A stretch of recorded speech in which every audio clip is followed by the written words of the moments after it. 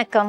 இது இந்தியாவின் number 1 dealer Vasanth and கோ வழங்கும் கிச்சன் கில்லாடிகள். ஸோ இந்த வாரம் முழுக்க நம்ம பார்த்துட்டு இருக்கிறது வெஜிடேரியன் ரெசிபிஸ். ஸோ இன்னைக்கு வெஜிடேரியன் ரெசிபி.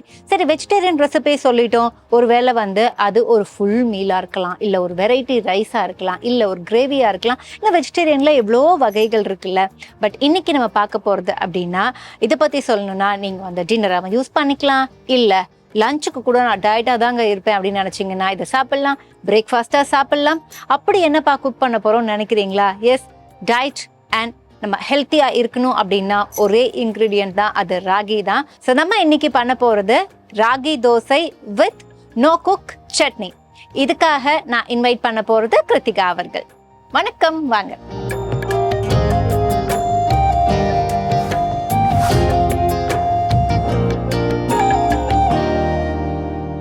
இன்னைக்கு நம்ம கிருத்திகா கூட இருக்காங்க அண்ட் அவங்க குக் பண்ண போற ரெசிபியும் நாங்க சொல்லியாச்சு. அப்படிங்கறதுனால என்னென்ன தேவை அப்படிங்கறத பார்த்துடலாம். ஸோ ஒரு தோசை, அதுக்கான சைட் டிஷ் ரெண்டுமே பண்ண போறோம். ஓவராலா நமக்கு தேவையான இன்கிரீடியன்ஸ்: ராகி மாவு, உப்பு, தக்காளி, காய்ந்த மிளகாய், பூண்டு, ரவை, பச்சை மிளகாய், இஞ்சி, எண்ணெய், வெங்காயம், இஞ்சி பூண்டு பேஸ்ட், கருவேப்பிலை, கொத்தமல்லி. ஓகே, ஸோ தேவையான பொருட்கள் பார்த்தாச்சு. எனக்கு தெரிஞ்சு தோசைக்கு வேலைகள் கம்மி. எடுத்தோமா, கரைச்சோமா, வாத்தோமா அப்படின்னு போயிட்டே இருக்கலாம். பட் இந்த நோ குக் சட்னி என்னது? அது எங்கேருந்து கண்டுபிடிச்சிங்க? அதுக்கு என்னெல்லாம் பண்ண போறோம், அதை பத்தி சொல்லுங்க. அது எங்க பாட்டி சொல்லி கொடுத்தது, அதனால. ஃபைன். எனக்கு இதே மாதிரி குக் பண்ணாம ஒரு ரசம் கூட இருக்கு. எல்லாத்தையும் அப்படி வளைச்சி போட்டு ஒரு ரசமா பண்ணிடுவாங்க, நல்லா இருக்கும். குழம்பு அப்படி பண்ண முடியுமான்னு தெரியல. அண்ட் ஓகே, ஸோ குக் பண்றோமோ இல்லையோ, நமக்கு நல்லா டேஸ்டா சாப்பிட்றோமோ அதுதான் முக்கியம். Fine baby. இப்போ ஃபர்ஸ்ட் நம்ம என்ன பண்ண போறோம்? நம்ம ஃபர்ஸ்ட் சட்னி செய்ய ஆரம்பிச்சிடலாம். ஓகே, ஸோ அதுக்கு என்ன பண்ண போறோம்? ஜார் எடுத்துக்கலாமா? ஓகே, ஜார் இங்க வச்சிடறேன். இதுல என்னென்ன தேவையோ அப்படியே கொடுத்தீங்கன்னா ஆட் பண்ணிடலாம். வெங்காயம், எல்லா வெங்காயமும் தேவையா பேபி? இதுக்கு கொஞ்சம் போடும். கொஞ்சம் போடுவா.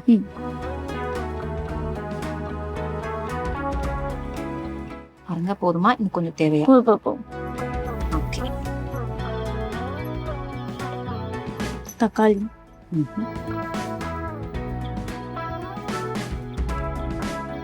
எல்லாமே போட்டுடலாமா? போட்டுருவா. போதுமா? அடுத்து பேபி நம்ம காஞ்ச மிளகா போட்டு. Okay,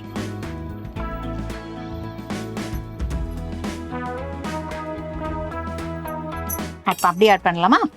okay.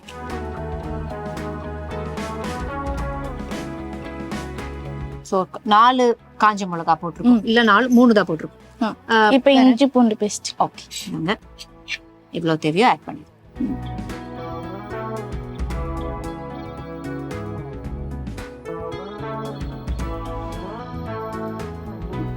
ஓகே, ஸோ இதுல நம்ம வெங்காயம், தக்காளி, வரமிளகாய், இஞ்சி பூண்டு விழுது போட்டிருக்கோம். உப்பு ஆட் பண்ண போறோமா பேபி, இல்ல லேட்டரா? ஃபைன், அரைச்சிடலாமா? அரைச்சிருவோமா?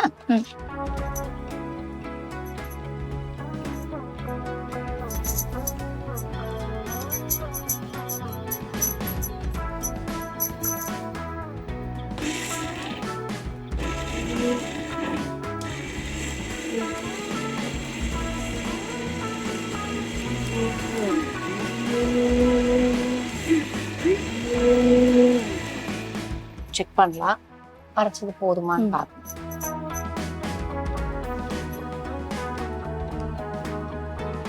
பாருங்க, இன்னும் கொஞ்சம் அரைக்கணுமா, இல்ல ஓகேவா? போதுமா? ஓகே. ஸோ அதாவது ஃபுல்லா பேஸ்ட் ஆகாம அதுக்கு முதல் ஸ்டேஜ்லயே போதும்ட்டாங்க. அப்போ இந்த வேலை ஓவர். இல்லதான் ஆட் பண்ண போறோமா மறுபடியும், இல்ல அப்புறம்? இல்ல, அப்புறம். ஓகே, ஸோ இப்போதைக்கு இதை இங்க வச்சிடலாம். அடுத்து நம்ம தோசைக்கான வேலையா பேபி? ஓகே, ஸோ தோசைக்கு என்னென்ன பண்ண போறோம்? ஃபர்ஸ்ட் பவுல இங்க வச்சுக்கலாம் பேபி, இங்க வச்சுக்கலாம். ராகி மாவு போட்டுக்கோங்க. ரவை கொஞ்சம் டீஸ்பூன் போட்டு. ஒரே ஒரு டீஸ்பூன் போதுமா? ஓகே, ரவா 1 டீஸ்பூன் தான் போட்டிருக்காங்க.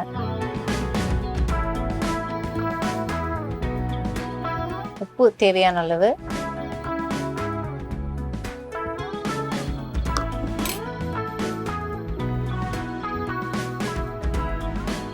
மிளகா, இஞ்சி கொஞ்சம். கொத்தமல்லி டேஸ்ட்டுக்காக ம்ஹும். கருவேப்பிலை கொஞ்சம்.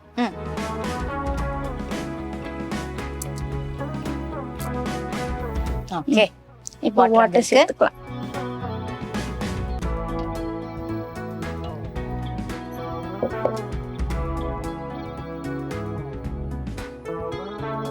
இது ஒரு பேட்டரா ரெடி பண்ண போறோம். ஸோ நமக்கு வந்து ராகி பேட்டர் தெரியும், அதே மாதிரி வந்து கோதுமை மாவுலையும் கோதுமை தோசையும் நம்ம பண்ணுவோம். ஸோ சட்னிக்கு என்ன பண்ணோம்னு பார்த்தீங்க. அதுக்கப்புறம் இப்போ ராகி தோசைக்கு பேட்டர் ரெடி பண்ணி வச்சிருக்கோம். இதுக்கப்புறம் என்ன பண்ண போறோம் பேபி? கொஞ்சம் இதில் ஆனியன் மட்டும் போட்டுக்கலாம். ஓகே, ஸோ ஆனியன் நான் இந்த பக்கம் எடுத்து வச்சுட்டேன். நாங்க பேபி எவ்வளோ ஆனியன் தேவையோ ஆட் பண்ணிக்கோங்க. ஸ்பூன் இருக்கு. தக்காளி தேவைப்படுமா பேபி? இல்லைல்ல. இல்லை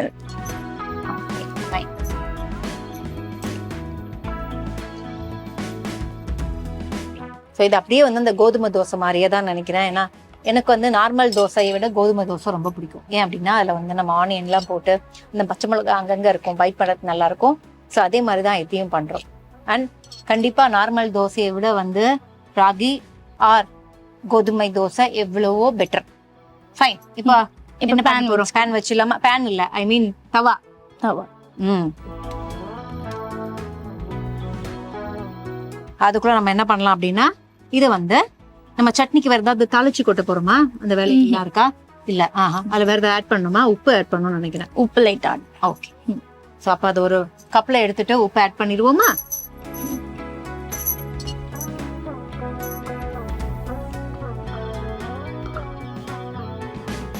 நமக்கு தவாவும் காஞ்சிரும். இந்த வேலையை முடிச்சிருவோம்.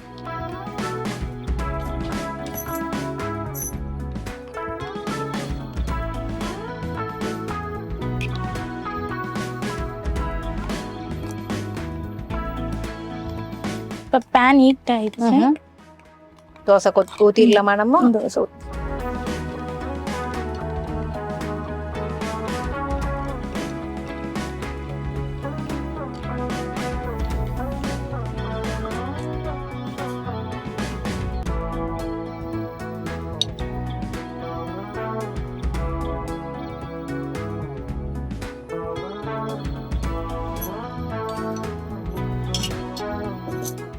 இப்போ நம்ம உப்பு பேபி இந்தாங்க. நம்ம இதுல எவ்வளவு உப்பு தேவையோ ஆட் பண்ணிட்டீங்கன்னா நான் அதை மிக்ஸ் பண்ணிடுறேன். அதுக்குள்ள நமக்கு தோசை ரெடி ஆயிரும்.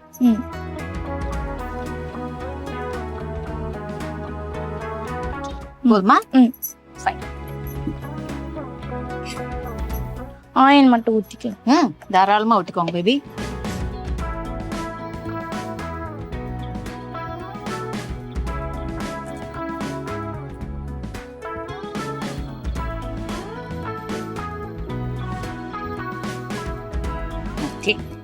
இப்போ வந்து இதுக்கு நான் என்ன பண்ண போறேன் அப்படின்னா, சட்னியை எனக்கு அப்படி கொஞ்சம் கொத்தமல்லி அண்ட் கருவேப்பிலையோட கார்னிஷ் பண்ணிடலாமா? அதை அப்படி அந்த கொத்தமல்லியும் கொஞ்சம் அந்த கருவேப்பிலையும் கொடுங்க.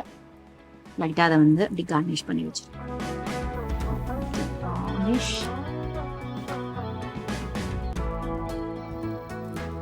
ஸோ அப்படியே வந்து தோசையை பார்த்துடலாமா? பேபி உடன் இருக்கு வேணுமா? அண்ட் நான் என்ன பண்ண போறேன்னா கொஞ்சம் கொத்தமல்லி வச்சுட்டு அதோட கார்னிஷை முடிச்சிடுவோம். ஸோ இப்போ தோசை ரெடி ஆயிடுச்சுன்னா பிளேட்டை வச்சிடுறேன் பேபி.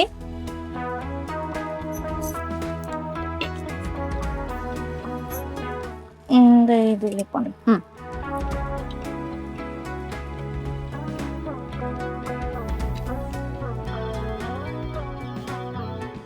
ராகியை பொறுத்த வரைக்கும் கொஞ்சம் இந்த மாதிரி ஒரு மேட் ஃபினிஷ்ல தான் வரும் நம்ம என்ன ஆயில் போட்டாலும். அண்ட் கோதுமை தோசை பொறுத்த வரைக்கும் கோதுமையில ஒரு ஷைன் இருக்கும், ஏன்னா நம்ம நிறைய எண்ணெய் போடுவோம் அப்படிங்கிறதுனால. இப்போ ஸோ தோசை இந்த பக்கம் நம்ம போட்டிருக்கோம், ஃபிளிப் பண்ணி அது ஒரு பக்கம் ரெடி ஆகிட்டே இருக்கும். ஸோ ராகி தோசை ரெடி ஆயிடுச்சுன்னா ஃபர்ஸ்ட் எடுத்து வச்சிடலாம். அதுக்கப்புறம் அடுத்து இன்னொரு தோசையும் அப்படியே பண்ணிடலாம் பேபி. Okay fine. சிம்ல வச்சுட்டு அப்படியே இன்னொரு தோசையை போட்டுட்டு நம்ம என்ன பண்ண போறோம் அப்படின்னா, இந்த வாரம் நமக்கு வந்து 2 ராகி ரெசிபிஸ் கிடைச்சிருக்கு. ஸோ ராகியை பொறுத்த வரைக்கும் வந்து எவ்வளோ வேணா பேசிட்டே போகலாம். ஏன்னா ராகி களின்னு ஒன்று செய்வாங்க, நம்ம எல்லாருக்குமே தெரியும். அந்த காலத்துல பாத்தீங்கன்னா ரொம்ப கஷ்டம், வெயிலேயே இருந்து வேலை செய்யறவங்க, முக்கியமா இந்த பயிர் உழவுறதெல்லாம் இருக்கு இல்லையா, ஸோ அப்படி கல்டிவேட் பண்றவங்க கூட வந்து அதிகமா ராகி களி தான் எடுத்துப்பாங்க. ஏன் அப்படின்னா வெயிலேயே இருக்கும்போது அவங்களுக்கு கண்டிப்பா ஒரு ஸ்ட்ரென்த் எனர்ஜி, உடம்புக்கு தேவையான குளுக்கோஸ், உடம்புக்கு தேவையான ஃபைபர், இது எல்லாமே வேணும் அப்படிங்கிறதுக்காக அந்த காலத்துல வயலுக்கு போறவங்க மட்டும் கிடையாதுங்க, சாதாரணமாவே எல்லாருமே பாத்தீங்க அப்படின்னா வெரி ஏர்லி மார்னிங் பிரேக்ஃபாஸ்ட் வந்து ராகி களியா தான் எடுத்துட்டு இருந்தாங்க. ஸோ அதெல்லாம் நம்ம மறுபடியும் தாராளமாக கொண்டு வரலாம். ஏன்னா ராகி களியில் பார்த்தீங்கன்னா பண்ணுறது ரொம்ப easy. At the same time பார்த்தீங்கன்னா அதில் அவ்வளோ நல்ல விஷயங்கள் இருக்குது. ஸோ ராகியில் முக்கியமாக என்னென்ன சத்துக்கள் இருக்குது அப்படிங்கிறத பார்க்கலாம். ராகியில இருக்கிற சத்துக்கள் அப்படின்னா வந்து எப்பவுமே நம்ம என்ன சொல்லுவோம் அப்படின்னா ஒரு இன்கிரீடியன்ட் இருக்கு, இதுல இந்த சத்து இருக்கு, நீங்க நிறைய சேர்த்துக்கலாம் அப்படின்னு நம்ம சொல்லுவோம். பட் ராகியில இல்லாத சத்துக்களே இல்லைன்னு சொல்லலாங்க. ஏன் அப்படின்னா ஒரு உடம்புக்கு தேவையான, அதாவது ஒரு பிசிக்கல் அனாட்டமின்னு எடுத்துக்கிட்டீங்க அப்படின்னா ஒரு நாளைக்கு இந்த டோசேஜ் இது தேவை அப்படின்னு சொல்லுவோம்ல, அப்படி வந்து ராகியில பாத்தீங்கன்னா விட்டமின் சி இருக்கு, அயன் இருக்கு, புரோட்டீன் இருக்கு, கால்சியம் இருக்கு, அண்ட் அஃப்கோர்ஸ் நம்ம எல்லாருக்குமே தெரியும் அது உடம்புக்கு குளிர்ச்சியும் கூட அப்படிங்கிறதுனால ஃபைபரும் இருக்கு. அதுவும் ரொம்ப முக்கியமான விஷயம். ஸோ இப்படி ஒரு ராகியை ஏன் அந்த காலத்துல எடுத்துக்கிட்டாங்க அப்படின்னா ஒரே உணவுல எல்லா வகையான ஊட்டச்சத்துக்களும் கிடைக்கும் அப்படிங்கிற ஒரு விஷயத்துக்காக தான். ஸோ இது வரைக்கும் நீங்க ராகியை மிஸ் பண்ணியிருந்தீங்க அப்படின்னா when this dosa will do, ஏன்னா ஈஸியா ஒரு தோசையை பண்ணீங்களா, ராகியை சேர்த்துக்கிட்டோங்கிற ஒரு சந்தோஷம் கிடைக்கும். அதனால இப்ப என்ன பண்ணலாம் அப்படின்னா தோசையை ஃபிளிப் பண்ணி போட்டோம் அப்படின்னா எடுத்து வச்சுட்டு டேஸ்ட் பண்ணிடலாம். அண்ட் கூடவே நமக்கு தோசை ரெடி ஆயிடுச்சு அண்ட் நோ குக் சட்னியும் ரெடி ஆயிடுச்சு அப்படிங்கறதுனால இந்த தோசை எப்படி செஞ்சோம் அண்ட் நோ குக் சட்னியை எப்படி செஞ்சோம் அப்படிங்கிற செய்முறை விளக்கத்தையும் அப்படியே பார்த்துடலாம். ஓகே, ஸோ இப்போ தோசை ரெடி ஆயிடுச்சு அப்படின்னா நம்ம ரீகேப்பை பார்த்துடலாம் baby. Okay fine. So first தவாவை ஆஃப் பண்ணிடுவோம். ஆஃப் பண்ணிட்டு சுட சுட இருக்கு பாருங்க தோசை. ஸோ இதை அப்படியே டேஸ்ட் பண்ணணும் அப்படின்னா சட்டுன்னு ரீகேப்பை முடிச்சிடலாம். ஸோ ஃபர்ஸ்ட் எப்படி ஆரம்பிச்சோம் அப்படின்னா நோ குக் சட்னியோட தான் ஆரம்பிச்சோம். ஸோ ஃபர்ஸ்ட் சட்னி எப்படி பண்ணுவோங்கிறத பார்த்துடலாம். ஜார்ல தேவையான அளவுக்கு வெங்காயம், தேவையான அளவுக்கு தக்காளி அண்ட் தேவையான அளவுக்கு காய்ந்த மிளகாய், இஞ்சி பூண்டு விழுது, இது எல்லாத்தையும் போட்டு ஃபைனா பிளெண்ட் பண்ணிக்கணும். பிளெண்ட் பண்ணி எடுத்ததுக்கு அப்புறம் அதில் தேவையான அளவுக்கு உப்பு போட்டு கொத்தமல்லி அண்ட் கருவேப்பிலையை கார்னிஷ் பண்ணி வச்சிருக்கோம். அதுக்கப்புறம் ராகி தோசை.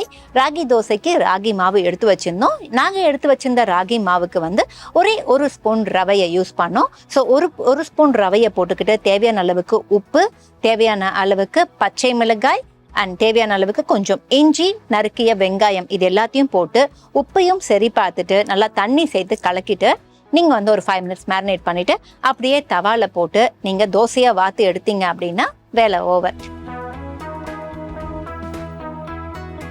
ஸோ இப்போ தோசையும் ரெடி அண்ட் சட்னியும் ரெடி. என்ன பண்ணலாம் அப்படின்னா தோசை அண்ட் சட்னியை சேர்த்து வச்சு டேஸ்ட் பண்ணிடலாம்.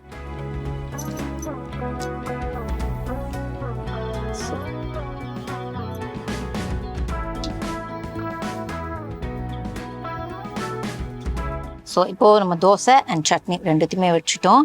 இப்போ டேஸ்ட் பண்ணலாம்.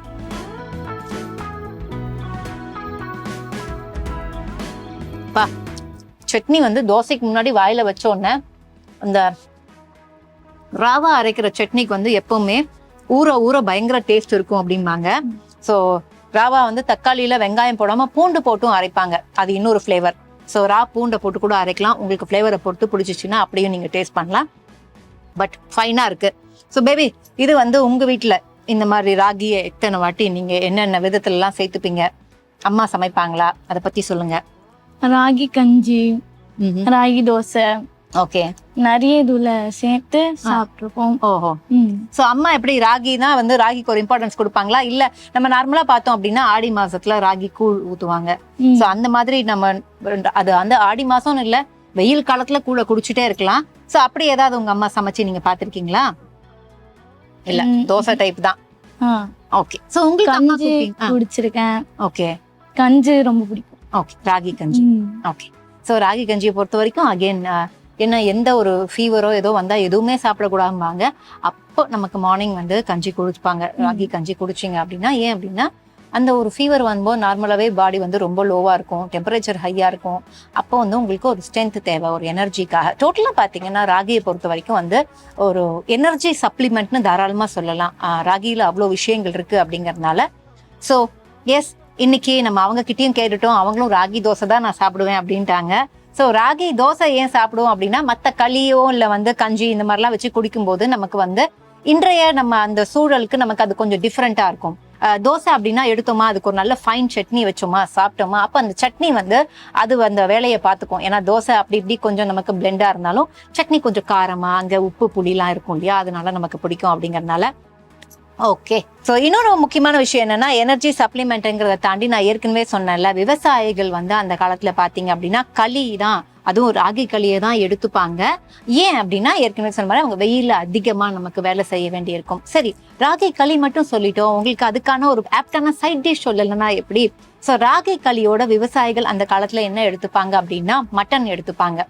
ஸோ ராகி களி வித் மட்டன் இல்ல, ராகி களி வித் ரொம்ப ஈஸி வந்து பாத்தீங்க அப்படின்னா 2 சின்ன வெங்காயம் எடுத்துப்பாங்க. ஏன்னா இந்த ராகி, சின்ன வெங்காயம், மட்டன் இஸ் அ கூலண்ட் அப்படிங்கறதுனால இது எல்லாமே உங்களுக்கு வெயில்ல வேலை செய்யும் போது அவங்களுக்கு ரொம்பவே ஹெல்ப் பண்ணும். ஸோ எப்பவுமே நம்ம சொல்லுவோம்ல, அந்த காலத்துல எங்களுக்கு எங்க தாத்தா பாட்டி எவ்வளவு வேலை செஞ்சாங்க, எங்க பாட்டிக்கு என்ன உடம்பு தெரியுமா, அவ்வளவு வேலையும் இழுத்து போட்டு செய்வாங்க, இன்னைக்கு நம்மளால நகரவே முடியலையே அப்படின்னு ஃபீல் பண்ணிருந்தீங்கன்னா, சரி அந்த காலத்துல அவங்க பிசிக்கை எவ்வளவு பேலன்ஸ்டா வச்சிருந்தாங்க அப்படின்னா அவங்க சாப்பிட்ட சாப்பாடு மிக முக்கியம். ஸோ இன்னைக்கு நம்ம என்ன பண்றோம் அப்படின்னா நிறைய ஃபேட்டா சாப்பிட்றோம், ஒர்க் பண்ண மாட்டேங்கிறோம், ஒர்க் அவுட் பண்ண மாட்டேங்கிறோம், இந்த மாதிரி பிரச்சனைகள்லாம் இருக்கு. ஸோ அந்த காலத்து உடம்பு மாதிரி நம்மளும் அந்த ஃபிட்டா அண்ட் இரும்பு உடம்பு அப்படிங்கிற மாதிரி சொல்லுவாங்க இல்லையா, அப்படி உங்களுக்கு தேவை அப்படின்னு நினைச்சீங்க அப்படின்னா நீங்க ராகியை எப்பவுமே உங்க உணவுல எடுத்துக்க ஆரம்பிச்சிட்டீங்கன்னா எனக்கு தெரிஞ்சு வித்தின் ஒரு 15-20 டேஸ்லயே உங்களுக்கு நிறைய சேஞ்சஸ் தெரியும். So that's the power of ragi. So ராகியை இன்னைக்கு ஒரு தோசையாக கொடுத்துட்டு அதை பற்றி நிறைய விஷயங்கள் ஷேர் பண்ணதில் எங்களுக்கு ரொம்ப ரொம்ப சந்தோஷம்.